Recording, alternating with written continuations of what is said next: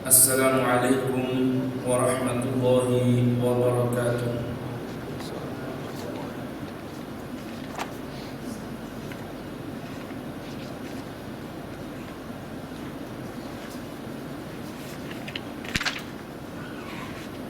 Alhamdulillahi rabbil alamin. Wassalatu wassalamu ala sayyidina Muhammadin sayyidil mursalin wa imamil muttaqin wa qaidil ghurril muhajjalin sayyidina wa maulana Muhammadin wa alihi tahirin wa ashabihi al-akramin wa baqiyati sahabati wa tabi'in wa man tabi'ahum bi ihsanin ila yaumiddin. Amma ba'du, fa subhanaka la ilma lana illa ma 'allamtana innaka antal alimul hakim wa la haula wa la quwwata illa billahil aliyyil azim. Rabbi shrah li sadri wa yassir li amri wahlul 'uqdatan min lisani yafqahu qawli.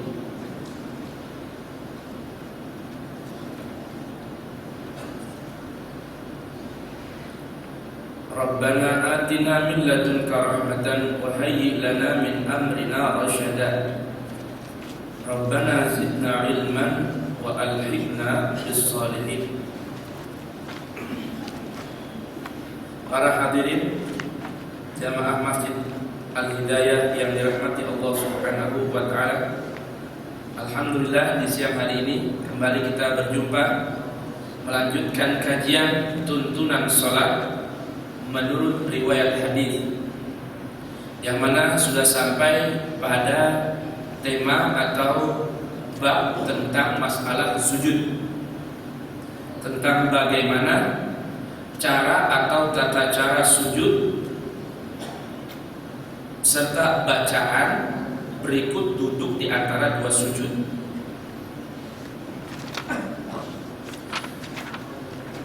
Masih menyambung tentang hadis musii'us shalah, orang yang salah dalam sholatnya, yaitu seorang sahabat yang datang di hadapan Nabi kemudian melaksanakan sholat, lalu Nabi menyuruh untuk mengulang kembali sholatnya, sehingga akhirnya ia diajarkan oleh Nabi Shallallahu Alaihi Wasallam tata cara sholatnya.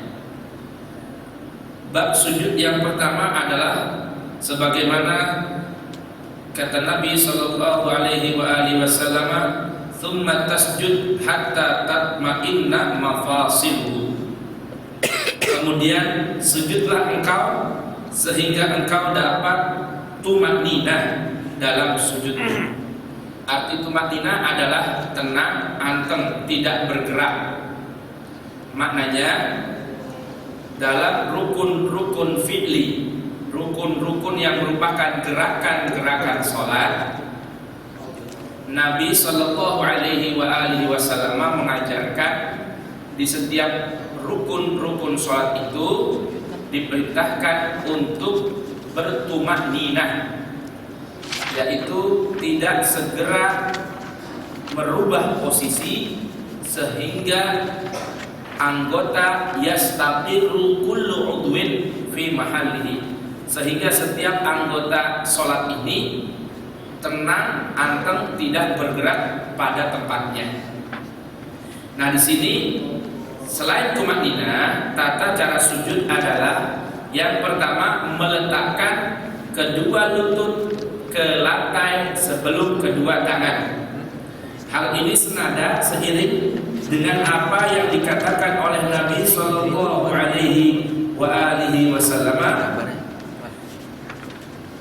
dan dicontohkan oleh beliau, karena yad'u yadayhi 'alal ardi qabla rukbatayhi.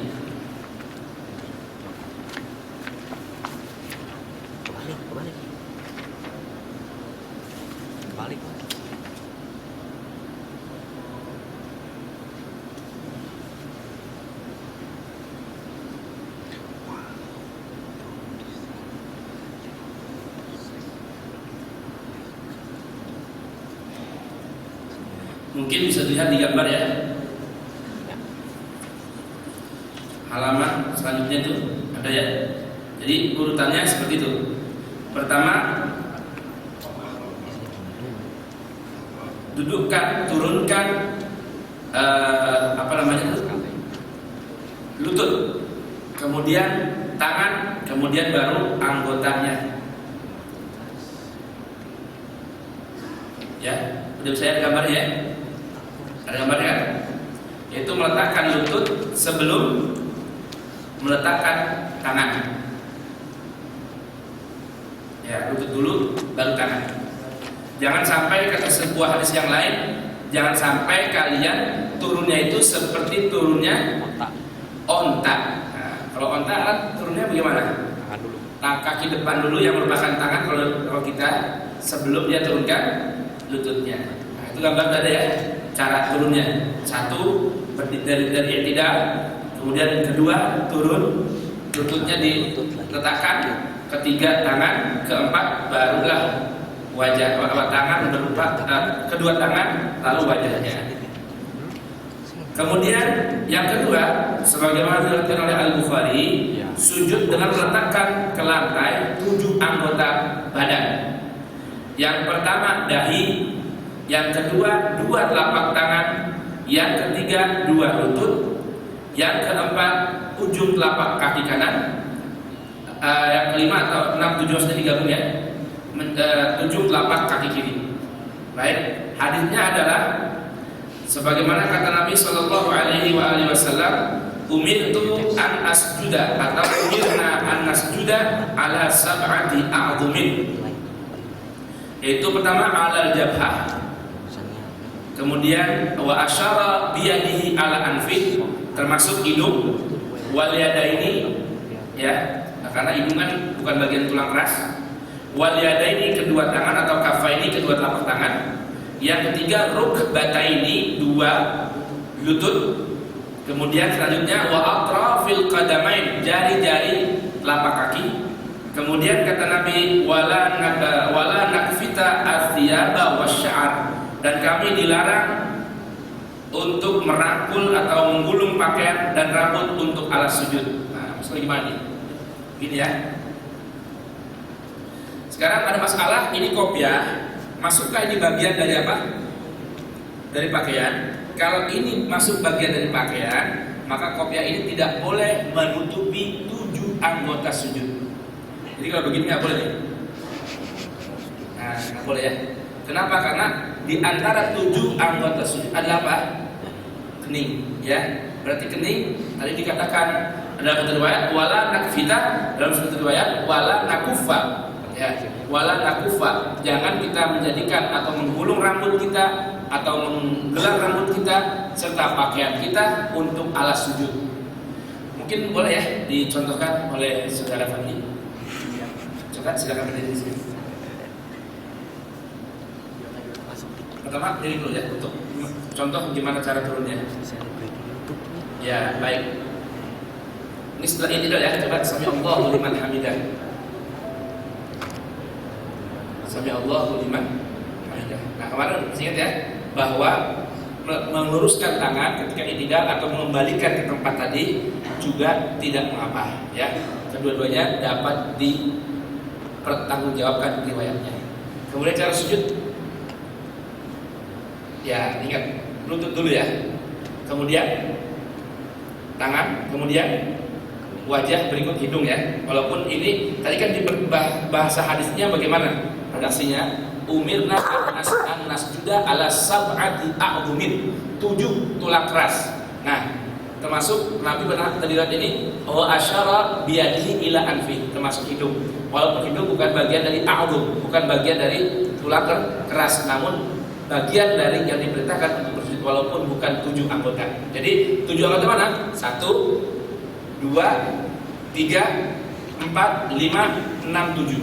Ya, baik. Sekarang tangannya ini bagaimana? Kalau tadi ketika takbiratul ihram diperintahkan kita merendahkan tangan dengan standar normal, natural, maka ketika sujud kita tidak diperintahkan untuk merendahkan, tapi diperintahkan untuk merapatkannya ke arah kiblat, ya, merapatkannya ke arah kiblat. Baik, coba contohin.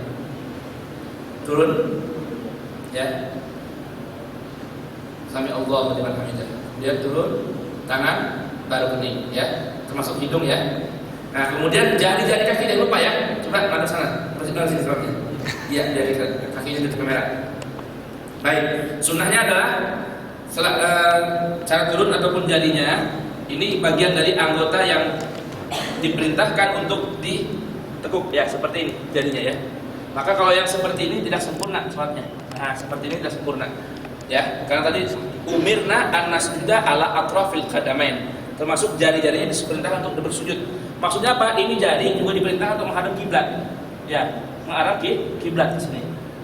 Gitu, ya. Jadi jari-jari pun disunahkan untuk dilipat, begitu ya. Diarahkan ke arah kiblat seperti ini. Baik. Oke, sekarang posisi tangan dan dengkul. Baik, coba paha. Dia miring. Betul sih? Iya, betul. Ya, posisinya turun. Baik, ini diperintahkan, ini lurus posisinya, ya. Tidak ke sini, tidak juga terlalu menjorok sini. Maaf, lagi terus. Nah, kalau begini ya. Tapi yang lurusnya bagaimana? Ini lurus posisinya. Lurus ya. Kurang sedikit. Oke. Lurus. Nah, posisi tangan ini agak dibuka. Seukuran dalam riwayat anak kambing bisa lewat. Maaf. Anak kambing, tapi jangan perikirkan kambing sini sama Arab sama, ya. Kambing Arab kecil-kecil. Oh ya, jangan salah paham nih. Kalau kambing kita gede-gede, apalagi tawa kan, di sana nggak ada tawa. Yang ada hanya kambing kacang. Oh, kita bilang ini. Jadi kambing sana kecil-kecil. Jadi jangan heran kalau orang Arab makan kambing seekor berdua, jangan heran, karena kambingnya nggak ada yang kecil, nggak ada yang besar. Termasuk ayam. Di sana ada tuh ayamnya yang kate-kate. Ayam kampung nih, kate-kate kira dalam boiler itu impor. Kalau ayam asli Arab tuh ayamnya kecil-kecil, kate-kate begitu. Ini saya katakan begini karena saya tinggal di Arab, ya. Orang di Arab melihat kambing itu bagaimana. Wajar kalau Nabi bilang anak kambing yang baru lahir, ya, bisa lewat di bawah orang yang sujud nih. Karena emang anak kambingnya kecil-kecil. Kalau kita kambingnya besar-besar, apalagi tawa, domba Garut, nah itu gede-gede, ya nggak bakal bisa lewat itu. Akhirnya sebagian teman-teman terlalu memaksakan, akhirnya sampai mendekit palanya dikit. Nah, sampai ini begini gede lebar ini. Nah, ini nggak usah terlalu gini, ya. Maaf, ini lurus saja. Nah, nggak usah terlalu gini, nggak usah. Standar normal aja. Jadi tangan kita seperti takbir, seukuran sejajar dengan pundak kita. Nggak terlalu begini, juga nggak lewat juga. Sedang aja. Ya, seukuran lebarnya pundak, maksimum lebarnya pundak kita. Pundak berapa sih lebarnya? Normalnya? 50 cm. Nggak nyampe? 40-an, ya, walaupun beda-beda orang, cuman standar normal biasanya 40 cm. Nah, ini segini aja, gak usah terlalu lebar-lebar. Ada sampai yang mau nih, orang ambil tempat banyak banget sujudnya, sampai maju ke depan seperti ini. Nah, ini ada juga yang kanan kiri kehabisan tempat, ya, yang depan belakang juga kepentok. Nah, dan juga jangan pelit. Nah, apalagi sampai tangannya ditempelkan ke tempat sujud. Ini nggak sunnah nih. Itu kalau udah capek. Nah, ya, begini nih, seperti hewan, ya. Seperti hewan. Jadi jangan begitu, ya. Coba. Biasanya. Nah, ini salah, ya. Sudah tepat nih. Udah capek. Ya. Udah begitu terus aja dulu. Ya. Nah, setengah jam lagi berarti. Udah. Baik. Sudah dipaham, ya? Kaifiahnya, ya, tata caranya, ya. Gambarnya sudah ada, sudah lengkap, ya. Kita baca aja. Ini untuk yang wanita, ya. Yang dirapetin untuk yang wanita aja. Tapi tetap diangkat, ya, bukan ditempelkan, tapi tetap diangkat, cuma rapet, ya, untuk yang wanita. Oh, ininya ya. Kemudian di antara lagi tuntunannya adalah menekan dahi dan meletakkan hidung. Menekan dahi dan meletakkan hidung. Ada perbuka untuk hidung, hukumnya sunnah, ya, betul. Karena apa? Riwayatnya Nabi katakan sab'an a'dhum, 7 anggota tulang, ya, atau 7 tulang keras. Sedang hidung walaupun ada tulangnya tapi tulang lembek. Makanya menempelkannya sunnah saja. Baik. Keempat, meletakkan 2 telapak tangan sebanding dengan 2 pundak. Itu sadar, ya. Meletakkan 2 telapak tangan sebanding atau sejajar dengan 2 pundak. Jangan lewat-lewat, ya. Seukuran pundak aja. Jangan lewat terlalu, jangan. Kemudian kelima, meletakkan dua telapak tangan berbentulan atau sebanding dengan wajah dan dekat telinga. Bisa gambarin? Ya, anggap aja seperti takbiratul ihram ya. Gini ya. Dan tapi nggak lebar banget, sini nggak, tapi sejajar dengan pundak. Keenam, mengumpulkan jari-jari, rapetin. Ya. Ketujuh, merenggangkan siku tangan. Diperkirakan kalau ada kambing kecil bisa melewati. Tapi ya, ini kambing Arab. Ya, kambing Arab. 7. Merenggangkan siku tangan. 8. Dalam keadaan tidak memungkinkan, siku diletakkan di atas lutut. Sini, kalau tidak memungkinkan, sudah penuh. Tapi ini mungkin terjadi kalau di Masjidil Haram ya, tempat penuh orang, susah ya, letakkan di atas lutut seperti ini. Begini ya, ini. Kita lihat di sini. 9. Mengangkat pantat, bokong. Seperti tadi ya, diangkat lurusin, bukan diturunin nempel, bukan. Ke-11, mengumpulkan kedua paha. 12 riwayatnya merenggangkan kedua paha. 13, ujung telapak kaki menekan lantai, sementara posisi bokong lurus vertikal. Tidak menghamparkan lengan pada lantai seperti anjing. Ya, tempel lagi tadi ya, seperti itu. Catatan untuk wanita dalam sujud dianjurkan menyatukan anggota badan dengan merapatkan lengan tangan. Pada waktu akan sujud bertakbir tanpa mengangkat tangan. Dalam riwayat ini ya. Nah, di riwayat kelompok lain dengan mengangkat tangan. Makanya heran kalau ada orang Syiah, sholatnya apa? Bertakbir, sujud pun mengangkat tangan.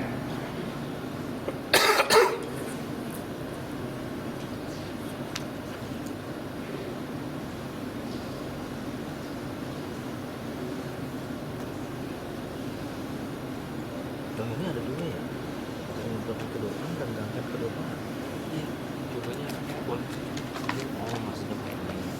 Nah, ini kaki tetap harus di sini ya. Baik. Mungkin ada apa namanya? Kemarin yang minta dijelaskan masalah melihat orang yang sujudnya pakai tisu. Tisu. Pernah lihat ya? Tisu. Ada orang sujud dia bawa kertas atau tisu dulu. Jadi begini. Kalau batu sih. Ini ada nih sebagian orang. Ini biasanya amalkan orang kelompok Syiah. Jadi Pada batu, mau sujud taruh tisu atau kertas begini. Nah, ini kira-kira ada dasarnya apa enggak gitu? Anti kuman. Hah?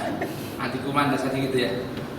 Jadi sebenarnya isyarat tentang masalah hal ini itu ada dalam kelompok kita Sunnah, ada, yaitu sabda Nabi Shallallahu Alaihi Wasallam, ju'ilat liyal ardu masjidan, ya, ju'ilat liyal ardu masjidan wa turabuha tahurun. Jadi Nabi pernah bersabda, ini hadis ini dalam riwayat kita ya, dijadikan untukku tanah ardu, ya, tanah sebagai masjidan, tempat sujud. Nah, hadis ini juga ada di kelompok lain dari kalangan Syiah. Hadisnya serupa dan sama, cuma memahaminya berbeda. Paham ya? Paham nih? Wa turabuha tahurun, dan tanah di atas permukaan debu di atas permukaan bumi ini bisa digunakan untuk bersuci atau bertayamum.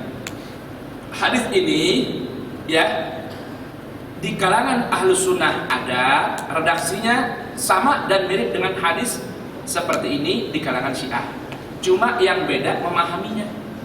Makanya dari itu kita nggak boleh sembarang menjudge orang karena perbedaan suatu nas hadiskah itu yang artinya bisa memiliki multi arti atau dui arti. Nah, contohnya bagaimana hadis ini?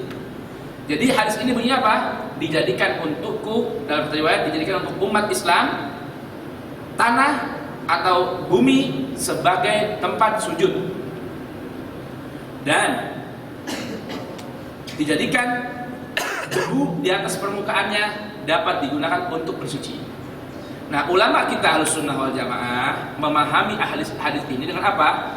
Bahwa keistimewaan kita umat Nabi Muhammad, di atas seluruh permukaan bumi kita bisa jadikan sebagai tempat sujud dan beriktikaf. Nah, namun kalau mereka kelompok Syiah memahami hadis ini lain dengan pemahaman kita.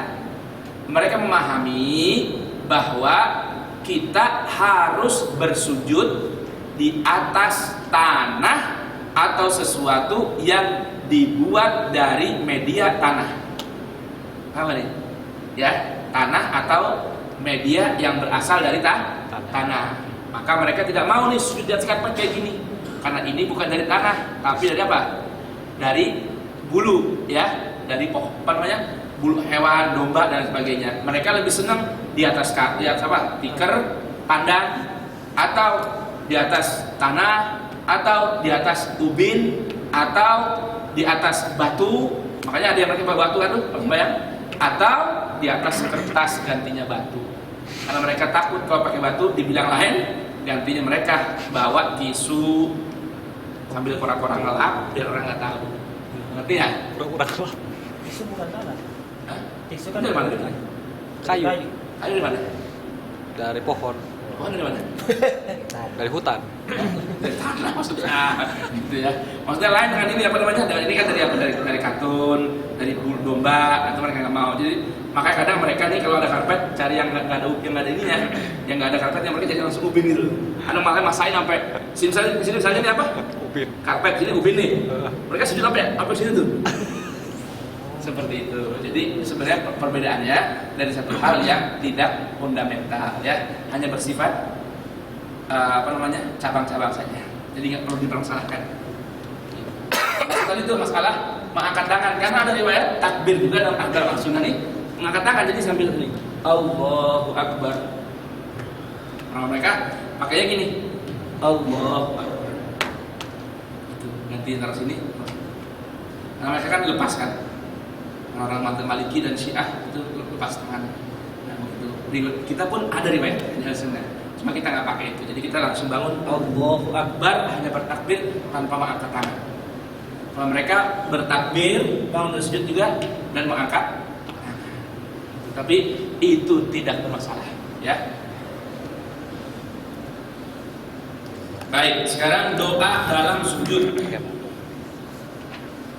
Riwayatnya sangat banyak dan berbeda-beda.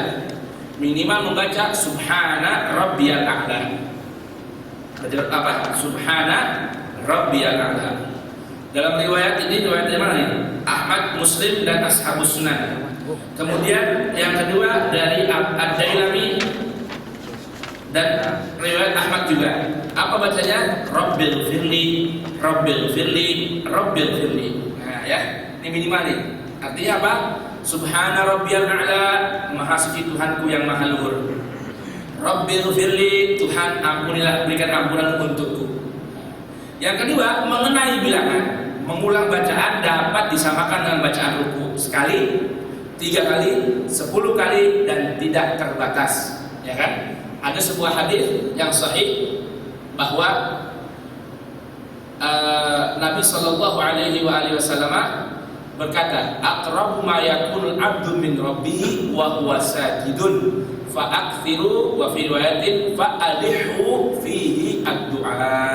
Kata Nabi, tempat yang paling dekat antara Allah dengan hambanya adalah ketika seorang hamba sedang bersujud. Fa aktsiru, maka perbanyaklah fihi doa, di dalamnya berdoa. Dalam riwayat fa alihu, apa namanya? Minta-mintalah dengan rayu-rayu gitu. Alihu, dengan minta-minta yang benar dalam sujud kalian. Ya. Yang paling bagus adalah ini Rabbil firli, bertasbih dan minta ampun. Yang ketiga, sujud adalah tempat berdoa dan ada anjuran berdoa dalam sujud. Karena itu boleh berdoa apa saja dengan menggunakan bahasa Arab. Apabila belum mampu menggunakan bahasa Arab, boleh menggunakan bahasa lain, tetapi harus dibaca di dalam hati, ya. Nah, itu aja, dalam hati sudah baca yang lama, tapi tanpa perlu digosok-gosok, ya, biar hitam, nggak usah, ya. Karena itu bukan simbol keimanan dan ketakwaan seorang. Ini mohon maaf nih, ada orang yang salah nih, ya. Mereka gosok-gosokin kepala tuh. Ya tekan banget. Padahal tadi kan sebenarnya hanya biqadri tamkin, sedikit aja menekannya. Ini enggak, tekan banget biar kelihatan hitam. Seakan-akan tandanya itu orang banyak sujud, padahal bukan. Dalam Al-Quran yang Allah jelaskan bukan keningnya hitam. Allah bilang bagaimana? A'udzubillahi minasyaitonirrajim. Muhammadun Rasulullah walladzina ma'ahu asyidda'u 'alal kuffari ruhama'u bainahum tarahum ruk'an sujjadan yabtaghuna fadlan minallahi wa ridwana simahum fi wujuhihim min atharis sujud. Perhatikan ini ayatnya nih, Allah bilang bagaimana? Tanda orang yang beriman dari pencinta Allah dan Rasulnya, bagaimana mereka itu? Tarahum, kalian lihat mereka itu ruk'an, banyak berruku, sujjadan, banyak sujudnya, yabtaghuna, mereka mencari dengan ruku dan sujud itu fadlan wa ridwana, keutamaan dari Allah dan keridhaan darinya. Simahum, tanda yang tampak pada mereka, apa itu? Fi wujuhihim, ada di wajah mereka, bukan kening. Wujuhihim, wajah mereka. Ini wajah nih. Wajah itu mulai dari sini sampai sini, namanya wajah nih. Min athari sujud, dari bekas orang bersujud. Jadi tanda dari banyak ruku dan sujud tampak di air mukanya. Maksudnya itu apa wajahnya? Bukan harus kening hitam, bukan. Ya, bukan, tapi air mukanya. Nah, itu. Ini sekarang orang terbalik ini. Terbalik itu bagaimana? Orang mau lama-lamain sujud, ditekan-tekan biar kelihatan keningnya hitam. Tanda dia banyak sujud. Padahal jangan salah, ada seorang yang bernama Dzulkhuwaisirah At-Tamimi. Dzulkhuwaisirah At-Tamimi ini seorang sahabat atau orang yang baru masuk Islam, kemudian ikut berperang pada peperangan Hunain. Dia ini berani memegang kerah bajunya Nabi seraya berkata, "I'dil ya Muhammad." I'dil ya Muhammad. Hei Muhammad, berbuatlah adil engkau. Karena apa? Ketika Nabi membagikan ghanimah, harta rampasan perang, dia dan kelompoknya dibagikan dikit. Merasa ini tidak adil. Padahal Nabi membagi-bagi ini lebih diutamakan, diprioritaskan orang-orang yang baru masuk Islam atau yang kita kenal dengan mu'allaf qulubuhum, orang yang mu'allafah qulubuhum. Nah, ini sahabat-sahabat lain seperti Sayyidina Abu Bakar, Sayyidina Umar, Sayyidina Utsman, Sayyidina Ali, dan sisa 6 orang sahabat yang digambarkan akan mendapatkan surga, nggak ada yang berani. Semua pasrah karena mereka ingat firman Allah Ta'ala, ma kana lil mu'minin wala mu'minatin idza qadallahu wa rasuluhu amran an yakuna lahumul khiyarah min amrihim. Kata Allah, tidaklah ada boleh bagi orang yang ngaku beriman, laki-laki maupun perempuan, bila Allah dan Rasulnya sudah menetapkan suatu aturan, menetapkan satu perintah, mereka mau milih perintah yang lain, alias nawar-nawar ketetapan keputusan Nabi dan Allah. Nah, karena sahabat mengerti ayat ini orang yang baru, tapi akhlaknya nggak ada, datang hadapan Nabi. Nabi lagi duduk nih, sampingnya ada Sayyidina Abu Bakar, Sayyidina Umar. Nabi datang, pegang baju. Ya Muhammad, ibn. Muhammad. Sahabat-sahabat lain nggak ada yang berani manggil ya Muhammad. Manggilnya semua ketika ada perintah Allah turun dalam Al-Quran, apa panggilannya? Ya Rasulullah. Ini orang nggak panggilnya Muhammad, Idil, berbuat adil dong. Apa kata Nabi?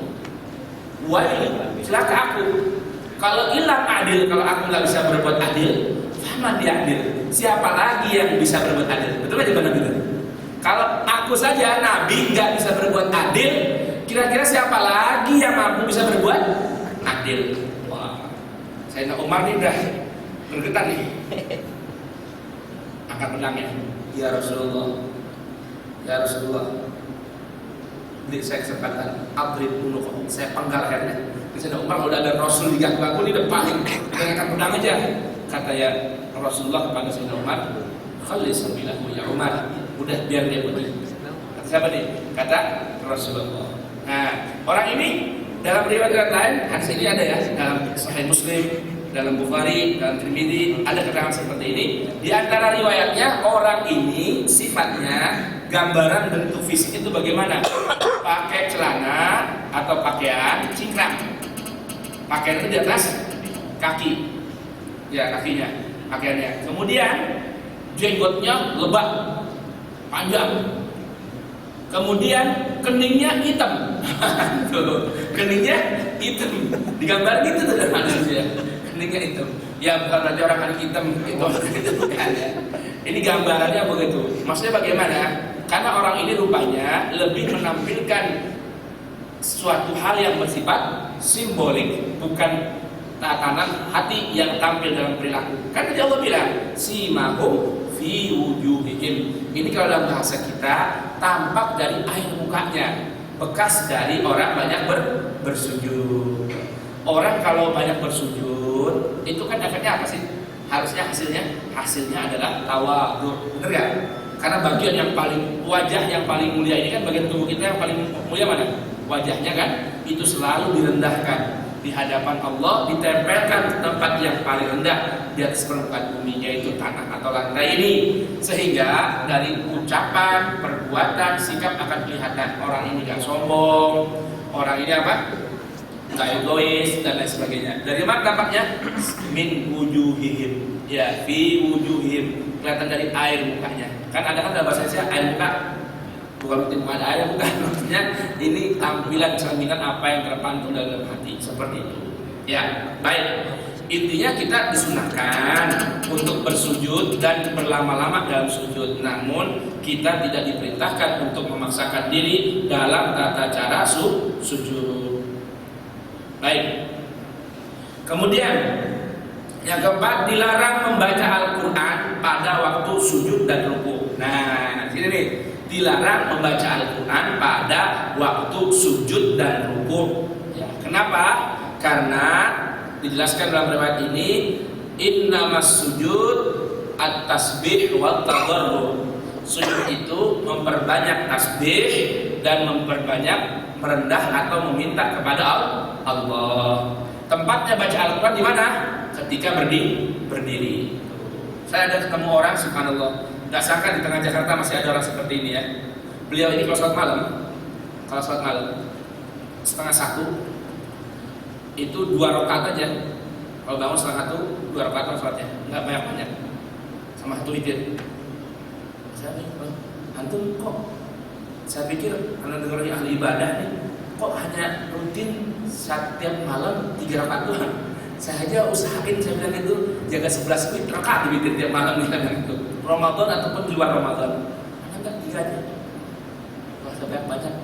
Cuma mulainya setengah 1, rapinya setengah 4. Jadi itu diri gimana kira-kira terdiri itu. Mulai setengah 1, rapi witir setengah 4, setengah 2, setengah 3, setengah 4, 3 jam itu. Berdiri itu 3 jam. Jadi berapa banyak ayat dibaca ketika berdiri. Jadi beliau bilang, saya berdiri baca Quran.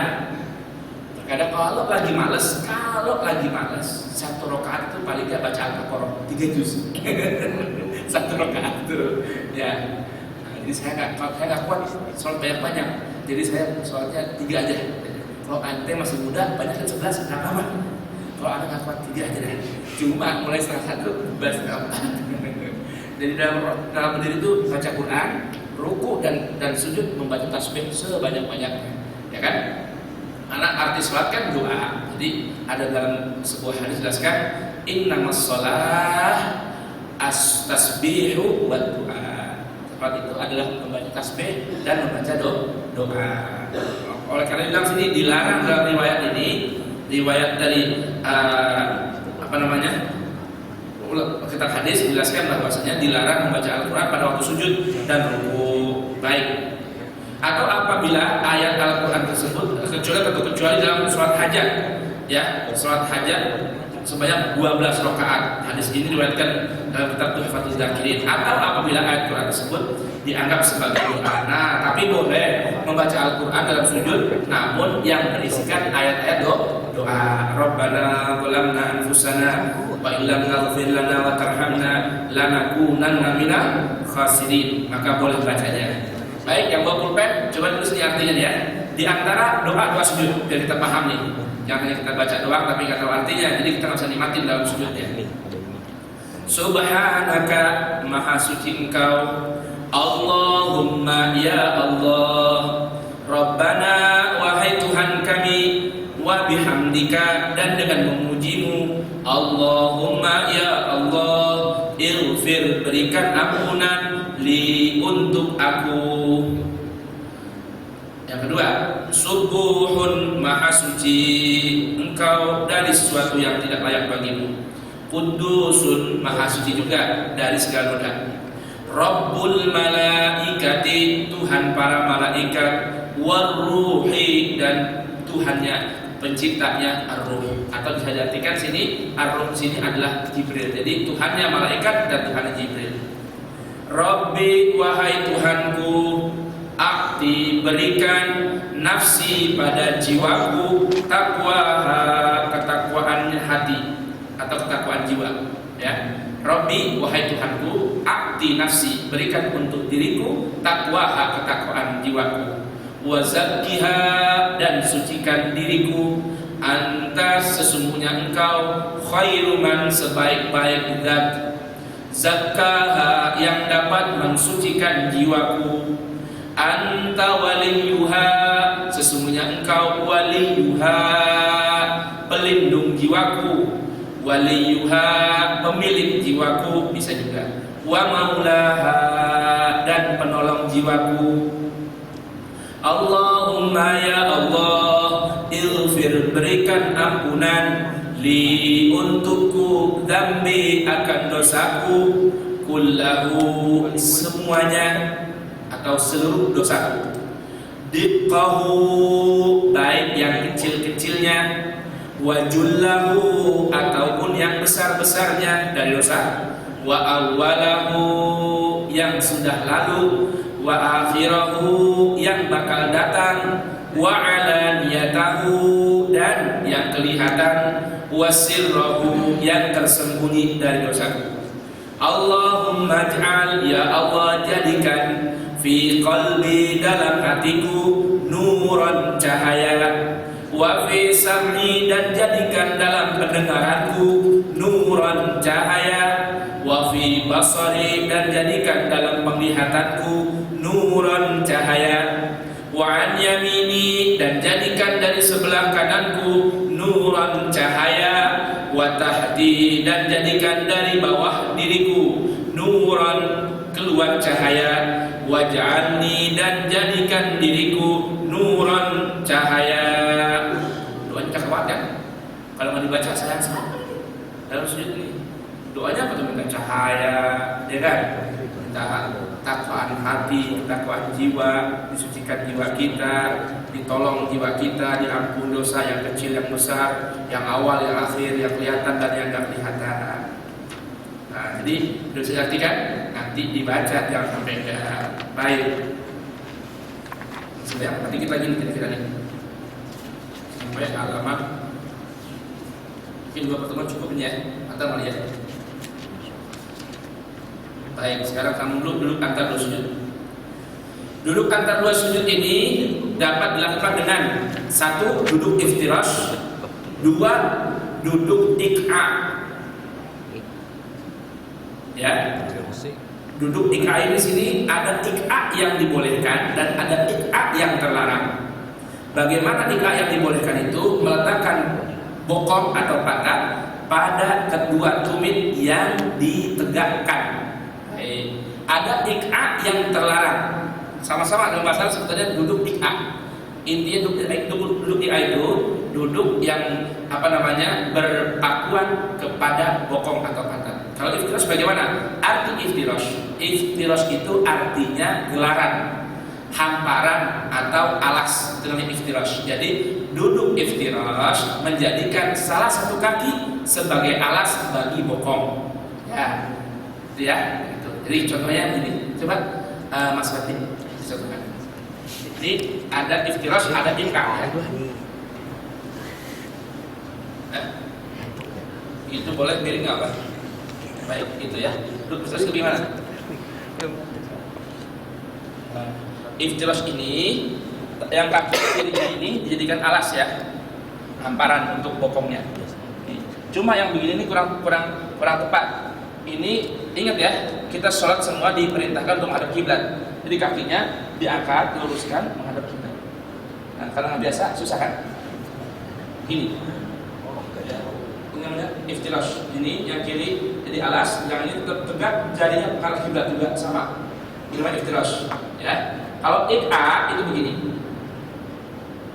Ini iqa namanya. Ini iqa yang dibolehkan. Tapi ada iqa yang tidak dibolehkan. Bagaimana? Iqa yang tidak dibolehkan itu seperti ini duduknya. Ini iqa juga namanya. Jadi kita nggak boleh nih begini. Dia habis sujud, begini. Sujud. Robbil firli. Ini juga dalam bahasa namanya iqa. Tapi iqa ini dalam sholat tidak diperbolehkan. Kalau dalam duduk biasa juga dimakruhkan kecuali kalau pakai iketan. Ada iketan seperti ini. Nah ini.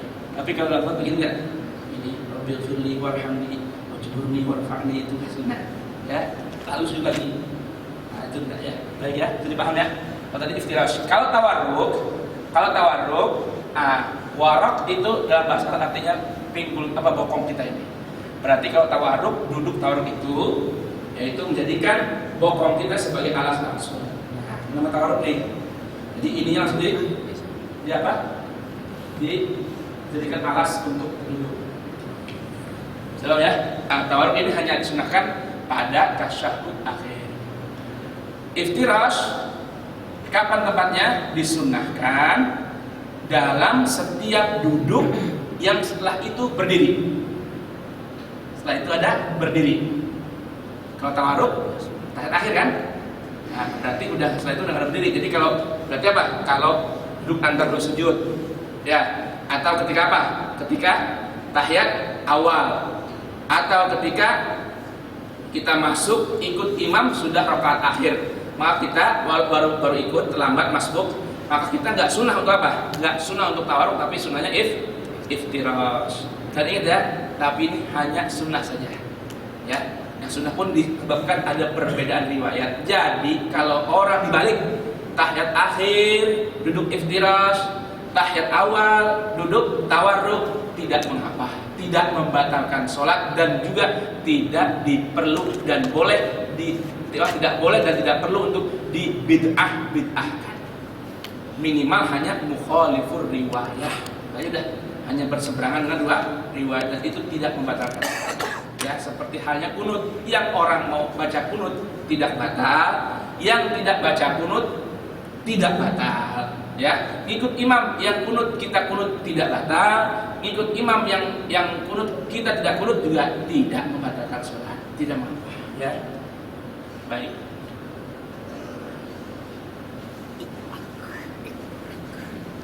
Baik, kemudian dilarang melakukan gerakan sujud dengan sangat cepat seperti matuk ayam. Ya. Allahu Akbar. Allahu Akbar gitu ya. Tapi kenapa tadi diajarkan ya dalam hadis yang sahih tadi tatma'inna. Nah, selalu tumanina dalam setiap rukunnya. Ketika iktidal hatta ruku' hatta tatma'inna raki'an. Ketika iktidal hatta tatma'inna qa'iman. Ketika sujud hatta tatma'inna sajidan. Nah, gitu ya. Kemudian doa duduk antara dua sujud banyak riwayatnya. Ya, minimal membaca Rabbil firli. Sedangkan doa yang sering kita baca adalah rangkuman dari beberapa riwayat. Perhatikan ini. Allahumma ighfirli warhamni wa'afini wahdini warzuqni Rabbil firli warhamni wajburni warzuqni warfa'ni Allahumma ighfirli warhamni wajburni wahdini warzuqni. Al-Imam Nawawi menyatakan boleh merangkum beberapa riwayat tadi. Nah, sedangkan masalah tambahan wa'fu anni ini riwayatnya tidak sahih. Tetapi perhatikan, jangan menjustis orang ketika membaca tambahan wa'fu anni sebagai bid'ah, apalagi sholatnya tidak sah, karena tambahan tersebut tidak membawa makruh. Paham ya? Jadi boleh Rabbil firli warhamni wajburni warzuqni warfa'ni wahdini wa'afini wa'fu anni. Baik. Yang keempat, cara bangkit dari sujud. Ya, pertama mendahulukan tangan daripada lutut dan bertekan pada paha. Bertekan pada paha. Perhatikan nih. Yang kedua, boleh salah satu tangan bertekan pada lantai, tetapi dilarang bertekanan dengan dua tangan. Ya, dilarang bertekanan pada dua tangan. Baik, ini ada riwayat ya. Begini. Yang pertama, mendahulukan tangan daripada lutut dan bertekan pada paha. Bagaimana gambarannya? Ya, setelah sujud, bangun. Mau bangun bagaimana? Sujud nih, bangun. Ini bagaimana? Di sini, bertekan pada paha. Ya, paham ya? Bertekan pada paha. Baik. Malah riwayat yang sering kita pakai di sini riwayatnya malah tidak boleh nih. Yaitu apa? Bertekan pada salah satu tangan. Boleh bertekan pada salah satu tangan, tapi tidak dilarang bertekan kepada dengan dua tangan. Jadi begini. Ya, ini malah ada riwayat ini nggak boleh nih. Mau bangun, begini malah nggak boleh. Tuh. Yang boleh bagaimana? Yang boleh hanya dengan sebelah tangan. Bangun begini, kemudian, nah ini begini. Tuh, gitu ya. Nah, ini bagaimana? Riwayat yang masalah nggak boleh bertekan pada tangan ini, yang bikin rancu lagi, ada yang mengharuskan bertekanannya dengan menggenggam tangan. Ini saya belum ketemu riwayat ini. Yang begini nih. Bahkan kalau nggak gini katanya bid'ah atau tidak ikutin sunnah. Harus begini. Ini dari mana nih saya nggak tahu nih. Ya, ada genggaman tangan ini saya belum jumpai riwayatnya. Yang malah saya jumpai adalah bagaimana yang sekarang kita baca ini. Itu begini. Nah, begini nih, sebelah tangan. Ini bagian normal ya. Kecuali bagi orang yang kedua, ya, mau bangun susah, jadi bagaimana? Atau bagian besar. Ini dulu diangkat nih. Nah, tuh begini. Ada nggak begini orang? Ada kan? Ya karena udah tua, nggak apa-apa. Walaupun tidak sunnah. Kan sunnahnya bagaimana? Ya, habis tangan baru lutut kan, seperti tadi turun kan, lutut dulu baru tangan. Nah ini ada yang susah tua. Allahu Akbar. Udah begini lebar lagi nih. Apa sudah kencang banget tuh? Ini maklumin aja nggak apa ini. Tidak ada gunanya ya. Ya, mau masih muda hati-hati tuh ya di situ tuh.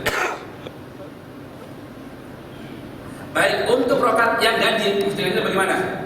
Ya, yang mau dari ganjil naik ke genap, ya, dari ganjil naik ke genap, bukan dari genap naik ke ganjil, karena kan kalau dari genap ke ganjil udah tahiyat dulu kan, tahiyat awal ya. Ini dari genap mau ke ganjil. Sebelum berdiri dibolehkan namanya jalsatul istirahah, duduk mampir istirahat. Jadi gini. Nah, mau dari satu nih ya, mau naik kedua nih, sujud. Allahu Akbar, naik ke. Dia enggak dimampir dulu. Sebentar nih, mas dulu, atau nafsu dulu naik nih. Nah ini boleh ya? Boleh, nggak apa-apa. Ya, cuma saya nggak tahu tuh yang masalah genggam itu dari mana riwayatnya. Coba barangkali ada teman-teman yang bisa kasih tahu, saya koreksi juga ya, kita ada. Soalnya saya baca di bukunya Syekh Albani juga yang ini juga nggak ada tuh keterangan harus genggam. Tangannya nggak ada, ya. Malah di sini kan menurut riwayat ini Abu Daud malah yang nahan dua-duanya tidak mengikuti sunnah. Kalau tidak, tekan di malah di paha malah seperti itu. Ya. Baik. Selanjutnya gambarnya sudah ada di halaman 40 dan duduk tasyahud. Kita lanjutkan esok hari insya Allah, dan hari Kamis insya Allah sudah kesehatan. Wallahu ta'ala a'lam bishawab.